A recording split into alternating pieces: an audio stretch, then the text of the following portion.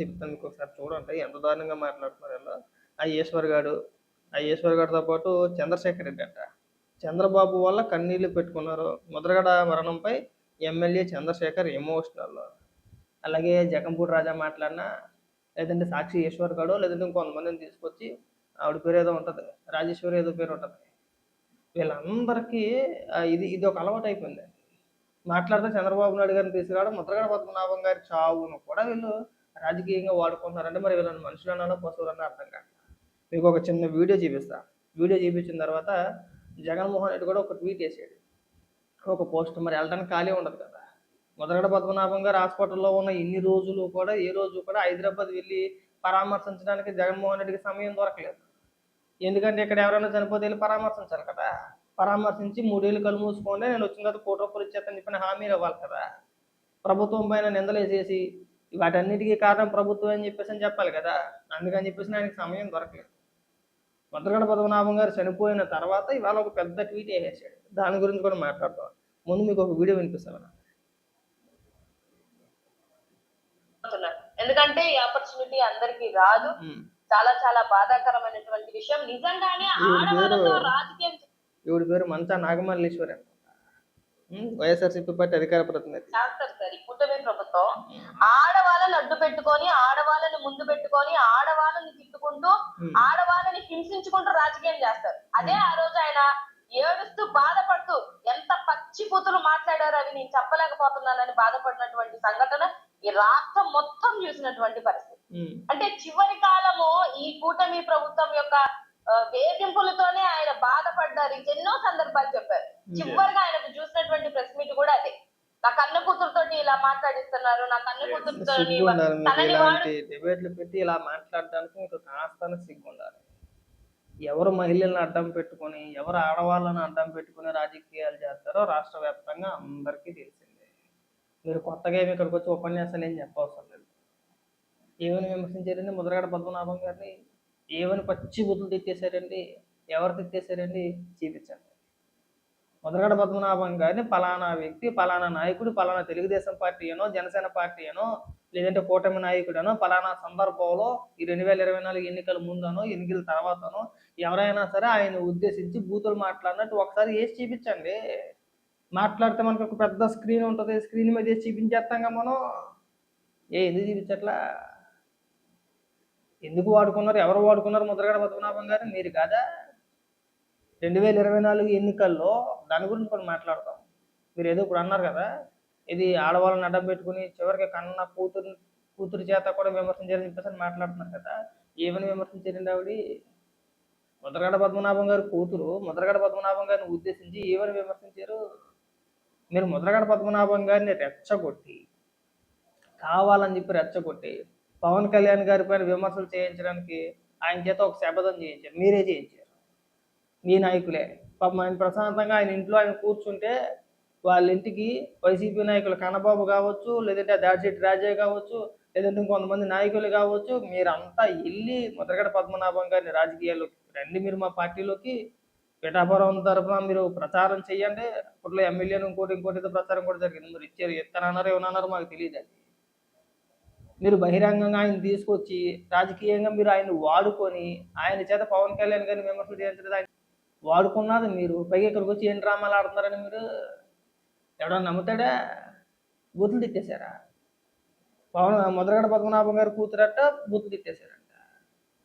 ఆయన ఒకే ఒక సందర్భంలో ఆవిడ మాట్లాడింది. ఏ సందర్భంలో అంటే, మీరు ముద్రగడ పద్మనాభం గారి చేత నేను పేరు మార్చుకుంటాను అని ఎప్పుడైతే ప్రకటించారో, మీరు శపథం చేయించారు, ఆ సందర్భంలోనే ఆవిడ మాట్లాడారు.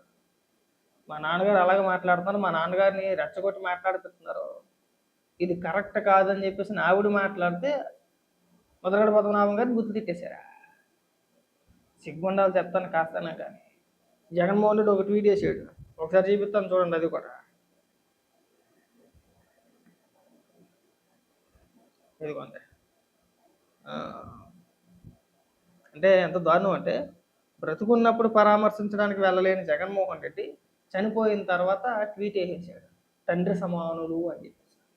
ఎందుకు వెళ్ళలేదండి? జగన్మోహన్ రెడ్డి ట్వీట్ చదివి వినిపించిన తర్వాత ఇదిగో, మా పార్టీ సీనియర్ నాయకులు నాకు పితృ సమానులైన ముద్రగడ పద్మనాభం గారి మరణ వార్త నన్ను తీవ్రంగా కలిచివేసింది. ఒక ట్వీట్ మాట. ఏ? కింద కామెంట్లో అన్ని జగన్మోహన్ రెడ్డి బూతులు తిడుతున్నారు. ఏవయా బతుకున్నప్పుడు కనీసం వెళ్ళి ఒక పరామర్శ, ఏమంటే ముద్రగడ పద్మనాభం గారు ఎలా ఉంది ఏంటి అని పరామర్శించిన పాపాన పోలేదు. వెళ్తే కదా వెళ్ళడం మానేసాడు. చనిపోయిన తర్వాత చూసుకుందాంలే, మనం అక్కడికి వెళ్ళి పరామర్శించవచ్చు, ఆయన జాబును కూడా అడ్డం పెట్టుకోవచ్చు. మీరు ఇక్కడికి వచ్చి సానుభూతి చూపించేస్తున్నారా? విజయవాడలో గాది సాయి కృష్ణ చనిపోతే పరామర్శకి వెళ్ళాడు. అలాగే ఇంకొకరు ఎవరు ఆత్మహత్య చేసుకుంటే ఆయన కుటుంబాన్ని పరామర్శించడానికి వెళ్ళాడు. ఆ తర్వాత విశాఖపట్నం స్టీల్ ప్లాంట్లో ప్రమాదవశాత్తు చేస్తూ కొంతమంది 89 చనిపోతే వాళ్ళని పరామర్శించడానికి వెళ్ళాడు. ఇవన్నీ చూస్తూ ఉంటే ఏమనుకోవాలి అసలు. తర్వాత నిన్న విశాఖపట్నం బోటు ప్రమాదం, 6 చనిపోతే అక్కడికి వెళ్ళాడు. వెళ్ళిన ప్రతి చోట ప్రతి సందర్భంలోని 3 ఏళ్ళు కళ్ళు మూసుకుంటే ₹1,00,00,000 ఇచ్చేస్తాను, 3 ఏళ్ళు కళ్ళు మూసుకుంటే ₹1,00,00,000 ఇచ్చేస్తాను, మీరంతా నాకే ఓటేయండి. జగన్మోహన్ రెడ్డి చేసే ప్రచారం ఇదే కదా. మీరంతా కళ్ళు మూసుకుంటే 3 ఏళ్ళు అయిపోతే నేను ₹1,00,00,000 ఇచ్చేస్తాను మీకు, నేను అధికారంలోకి రాగానే మీరంతా నాకు ఓట్లు వేసేయండి. అంటే పరామర్శకి వెళ్తున్నారా, ఓట్లు అడుకోవడానికి వెళ్తున్నారా? ఇవాళ కూడా అదే పని. ఇప్పుడు ముద్రగడ పద్మనాభం గారు చనిపోగానే ఇప్పుడు ఆయన చావును కూడా రాజకీయంగా వాడుకోవాలని ప్రయత్నం చేస్తున్నారు. ఆయన పేరు మార్చుకోవడం కారణం మీరు కాదా? ఆయన రెచ్చగొట్టింది మీరు కాదా? కేవలం పవన్ కళ్యాణ్ గారిని తిట్టించడానికి మాత్రమే ఆయన రాజకీయాల్లోకి అనవసరంగా లాక్కొచ్చి మా పార్టీలో చేరండి చేరండి చేరండి అని చెప్పేసి ఆయన్ని బలిపశువుని చేసింది మీరు కాదా? అన్నీ చేసింది మీరే, రెచ్చగొట్టింది మీరు. ఇవాళ వచ్చి చనిపోయిన వ్యక్తి గురించి మళ్ళీ రాజకీయాలు చేయడం, ఏదో రకంగా విష ప్రచారం చేయాలి. ఈ గట్టి పెట్టేస్తే బాగుంటుంది. ఆయన ఎందుకు రాజకీయాల్లోకి తీసుకొచ్చారు, మళ్ళీని ఆయన చేతి ఎందుకు విమర్శలు చేయించారని అందరికీ తెలుసు. ప్రశాంతంగా ఆయన మానాన్ని ఏదో ఆయన పని చేసుకున్న వ్యక్తిని అందరు వెళ్ళి బతిమాలి బామాలి తీసుకొచ్చి రెచ్చగొట్టి కాపులు, అంటే ఇక్కడ చూడండి మళ్ళీ ముద్రగడ పద్మనాభం గారి చేత పవన్ కళ్యాణ్ గారిని విమర్శిస్తే కాపులు కదా, అంతేనా? నీచి తెలివితారు అనమాట, లేక తెలివితారు అంటారు. కాపులో ఈయన పెద్ద సీనియర్ నాయకులు, కాపు ఉద్యమ నేత, ఆయనకు ఒక మంచి పేరు ఉంది. ఆ పేరుని మనం అడ్డం పెట్టుకొని మనం ఏదో రకంగా లబ్ధుకుంటున్నాం. లేదంటే 175కి 175 మనమే వచ్చేస్తే మీరేమి టెన్షన్ పడవసరం లేదు, మీరు శపథాలు చేసేది అవసరం, పేరు మార్చుకుంటానని చెప్పేసి ఛాలెంజ్ చేసాను అని చెప్పేసి ఆయన్ని రెచ్చగొట్టేసి ఆయన చేత పేరు మార్పించుకున్నారు. మార్చుకునేలా చేశారు ఆయన్ని. మరి ఎవరిని ఏమన్నాను ఇక్కడ? ఎప్పుడో 2014-19 మధ్యలో అలా జరిగిందండి ఇలా జరిగిందండి. అప్పుడు రాజకీయ పరిణామాలు వేరు, ఇప్పుడు రాజకీయ పరిణామాలు వేరు. అక్కడ అప్పుడు ఆ రోజు జరిగిన సంఘటన ఎవరిని తప్పు పట్టలేము, ఎవరిని సమర్థించలేము. ముద్రగడ పద్మనాభం గారు చేయాల్సింది ముద్రగడ పద్మనాభం గారు చేస్తే ప్రభుత్వం చేయాల్సింది ప్రభుత్వం చేసింది. మేము మళ్ళీ ట్రైన్ సంఘటన ఇంకోటి మళ్ళీ వాటి ప్రస్తావన తీసుకొచ్చి మళ్ళీ అందరికీ వివరించే ప్రయత్నాలు మేము చేయట్లా. ఎందుకంటే చనిపోయిన వ్యక్తుల గురించి మనం ఇలాంటి మాటలు మాట్లాడుకోవడం సబబు కాదు. అది మీ పార్టీకైనా మా పార్టీకైనా. ఎంతసేపు ఇదే జబ్బు అయిపోయిందండి మీకు. శవ రాజకీయాలు చేయడం, శవాలను అడ్డం పెట్టుకుని రాజకీయాలు చేయడం. రాజశేఖర రెడ్డి గారు చావును వాడుకున్నారు, వివేకానంద రెడ్డి గారు చావును వాడుకున్నారు, ఇప్పుడు మళ్ళీ ముద్రగడ పద్మనాభం గారి చావును వాడుకుంటున్నారు. బతుకుండగా వెళ్ళి పరామర్శించలేని వ్యక్తి అట్ట చనిపోయిన తర్వాత ఒక పెద్ద ట్వీట్ వేసేస్తే అయిపోయిందా? కనీసం ఇంగిత జ్ఞానం ఉండాలి. తీసుకురావడం వరకు తీసుకొచ్చారు. ఓడిపోయిన తర్వాత మీరు ముద్రగడ పద్మనాభం గారికి ఇచ్చిన ప్రాధాన్యత ఏంటండి? ఏం చేశారు? ఒకవేళ నిజంగా మీకు ఆయన పైన అంత సానుభూతి ఉంటే ఇప్పుడు వాళ్ళ కుటుంబ సభ్యులు, ఆయన కొడుక్కి ఏదో ఒక మీ పార్టీలో పదవి కట్టబెట్టండి, పదవి ఇవ్వండి, హామీ ఇవ్వండి. ఇప్పుడు రాబోయే ఎన్నికల్లో 29 ఎన్నికలకి మేము ఎమ్మెల్యే సీట్ ఇస్తామని చెప్పేసి అని, ఎమ్మెల్యేని చేస్తామో ఇంకోటని చెప్పు, ఎమ్మెల్యే ఇస్తావా ఎంపీ ఇస్తావా చెప్పు, ఒకసారి వెళ్ళి బహిరంగంగా చెప్పండి. ఇప్పుడు మీకు ఏదో ప్రేమ ఉన్నట్టు కురిపించేస్తున్నారు కదా వాళ్ళు. ఇక్కడ మీకు ప్రేమ ఉంటుందా? లేకపోతే తల్లి చెల్లిని గంటేసిన వ్యక్తులు మీకు బయట మీద ప్రేమ ఉంటుందా? ఎందుకంటే ఈ కపట ప్రేమ అందరికీ తెలిసిందే. రాష్ట్ర ప్రజలు చూస్తున్నారు, అంత పిచ్చోలేం కాదు. మీరు ఎన్ని డ్రామాలు ఆడినా ఈ విషయంలో, మీరు ఎన్ని డ్రామాలు ఆడినా ప్రజలందరికీ ఒక క్లారిటీ ఉంది. జగన్మోహన్ రెడ్డికి ఒక పేరు అడిపోయింది ఇప్పటికే.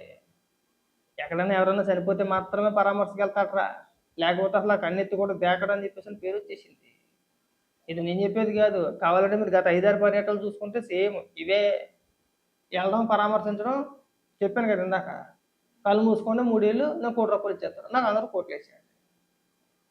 తన నాయకులు కానీ వాళ్ళకి సంబంధించిన ఎవరైనా కానీ ఏదైనా తప్పు చేస్తే సమర్థిస్తాడు, మళ్ళీ వెనకేసుకొస్తాడు. ఇప్పుడు సిద్ధిరాపరాజు కొడుకు బైక్తో ఒక వ్యక్తిని గుద్ది చంపేశాడు. చంపేస్తే అది పెద్ద ఇష్యూ అయింది. అది ఎలా డ్రామా ఆడారు, గుద్దేసిన తర్వాత సిద్ధిరాపరాజు కొడుకు చిన్న చిన్న గాయాలైతే ఇమీడియట్గా హాస్పిటల్లో జాయిన్ చేయించేసారు. ఎవరు? సిద్ధిరాపరాజు. గుద్దేసిన వ్యక్తిని నడు రోడ్డు పైన వదిలేశారు. అతను చనిపోయాడు. చనిపోయిన తర్వాత ఈ సిద్ధిరాపరాజు కొడుకు స్థానంలో వేరే ఒక వ్యక్తిని తీసుకొచ్చి పోలీస్ స్టేషన్లో లొంగిపోయేలా చేశారు. అతను వెళ్ళి పోలీస్ స్టేషన్లో లొంగిపోయాడు. అంటే ఇక్కడ ఏం చేశారు? సిద్ధిరాపరాజు కొడుకుని తప్పించే ప్రయత్నం చేశారు. తర్వాత అది పోలీసు విచారణలో బయటకు వచ్చింది. నేను వెళ్ళి జగన్మోహన్ రెడ్డి విశాఖపట్నంలో మాట్లాడుతూ అక్కడ ఆ మృతుల కుటుంబాలు, ఆ బాధిత కుటుంబాలను పరామర్శిస్తూ సిద్ధిరాపరాజు కూడా మనోడే, డైలీ గుర్తుపెట్టుకోండి, సిద్ధిరాపరాజు కూడా మత్స్యకారు కుటుంబానికి సంబంధించిన వ్యక్తే, మనోడే. వాళ్ళ కొడుకు ఏదో చిన్న తప్పు చేసాడు, యాక్సిడెంట్లు అన్న తర్వాత జరగకుండా ఉంటాయా, ప్రమాదాలు అన్న తర్వాత జరగకుండా ఉంటాయా, ఏదో గుద్దెత్తే చనిపోయాడు, దాన్ని కనిపించిన కేసు ఎత్తేసాడని మాట్లాడదాం. నేను చెప్పించి కొట్టాలి వద్దా? కాదు, ఎంతమంది ప్రమాదవశాత్తు చనిపోతే పరామర్శించి నువ్వు వాళ్ళ నాయకుడు సిద్ధిరాపరాజు కొడుకు యాక్సిడెంట్ చేసి ఒక వ్యక్తిని చంపేస్తే ఏదో ప్రమాదవశాత్తు జరిగింది, యాక్సిడెంట్లు అన్నాక జరగవా అని మాట్లాడు.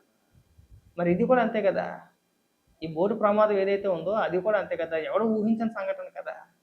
ఓ ప్రమాదవశాత్తు జరిగింది, జరిగిన తర్వాత అధికారులేమి వదిలేలా, కంప్లైంట్ రాగానే తక్షణ చర్యలు ప్రారంభించారు.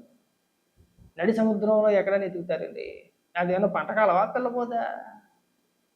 మనం చనిపోయిన కుటుంబ సభ్యులకి అండగా నిలబడగలగాలన్నా, వాళ్ళను కూడా రాజకీయాలకు వాడుకోకూడదు. ఏదో శిలాపింకిలా కనబడుతున్నాయి, ఎక్కడికి వెళ్తే అక్కడికి ₹1 అంటున్నాడు సింపుల్గా. నువ్వు ఇచ్చేయచ్చు కదా ₹1, నువ్వు ఇచ్చేయన్నా ₹1 నువ్వు ఇచ్చే బ్రహ్మాండం, సంతోషం, ఇచ్చేసేయి. నువ్వు ₹1 ఇచ్చేసి నువ్వు అధికారంలోకి వచ్చిన తర్వాత నువ్వు ఎవరెవరికైతే గత ప్రభుత్వంలో చనిపోయిన వ్యక్తులకు నువ్వు ₹1 ఇచ్చావు, ఆ ₹1 నువ్వు తీసుకోపోని. ఇదిగో నేను అధికారంలోకి వచ్చిన తర్వాత వీళ్ళకి ₹1 ఇస్తానని చెప్పి నా హామీ ఇచ్చాను, ప్రస్తుతానికి నా దగ్గర ఉన్న డబ్బుల్లో ₹1 ఇచ్చేస్తున్నాను వీళ్ళకి, రేపు పొద్దున అధికారం వచ్చిన తర్వాత ఆ ₹1 ప్రభుత్వం నుంచి నేను తీసుకుంటానని చెప్పి నేను ఇచ్చేసి కదా. ఎందుకండి రెచ్చగొడతారు పాపం, అమాయక ప్రజలు ఎందుకండి రెచ్చగొడతారు?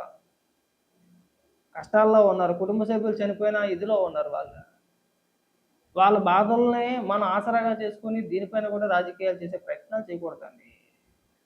మాట్లాడితే ₹1 అంటే మాట్లాడు సార్, అదేమన్నా 10,000 15,000 ₹1 అంటేనే ఎందుకు? వాళ్ళలో ఒక ఆశ కల్పించడానికి. ఎందుకంటే జగన్మోహన్ రెడ్డి ఇచ్చేది ఉండదు, సచ్చేది ఉండదు. బాధిత కుటుంబాల్లో ఒక ఆశ చూపించాలి, వాళ్ళ చేత ప్రభుత్వాన్ని విమర్శించాలి. అంటే వాళ్ళు ప్రభుత్వాన్ని విమర్శించేలాగా ఎలాగ మన సాక్ష్యం ఉంటుంది కదా. ఇప్పుడు చెప్పండి, జగన్మోహన్ రెడ్డి ₹1 ఇస్తాను, ₹1 అంటే ఎవరికైనా ఆశే. మీరు ఇచ్చేది ఉండదు, సచ్చేది ఉండదు, ₹1 అంటే ఎవరికైనా ఆశే కదా. వాళ్ళంటారు